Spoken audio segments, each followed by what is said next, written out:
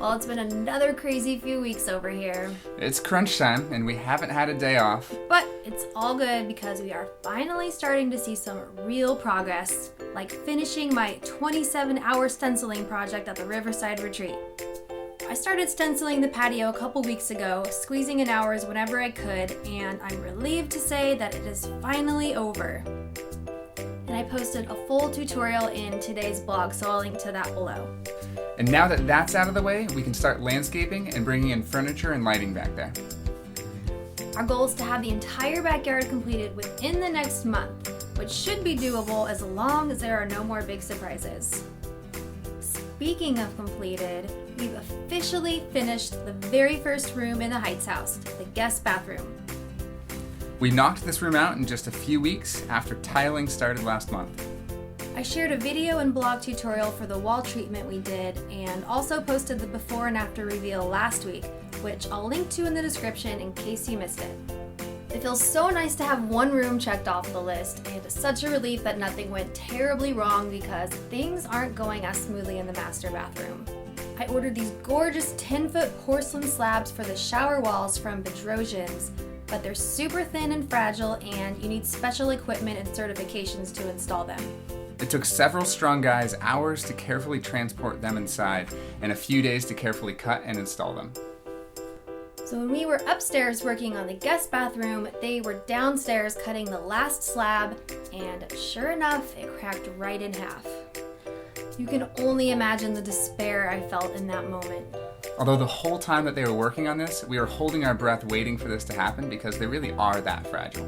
Yep, and we couldn't get a replacement because it would take way too long and they're just way too expensive. So our builder says he has someone who can patch them together and you shouldn't be able to tell. Fortunately, the crack isn't in a highly visible place, so we're just going to have to trust him and see how it turns out. On the bright side, the rest of the master bath is coming together nicely.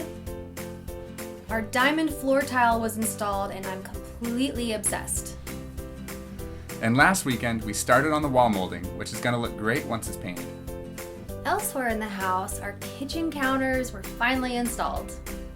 The Calcutta gold quartz is gorgeous, but they cut it to the wrong size, so after waiting over a month to get these, we now have to wait even longer for them to fix it.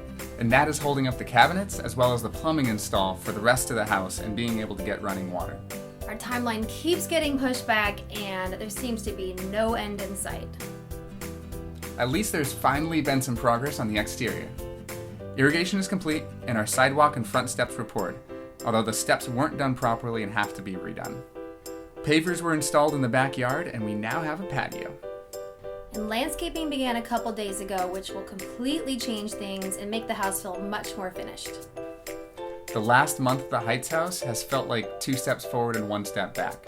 So we are pushing the needle forward, but it's come with a lot of challenges and setbacks. I'm just anxious to get in there and settle down before nesting mode kicks in. We've only got about 4 months to go, and I don't know how we're going to finish both houses in time.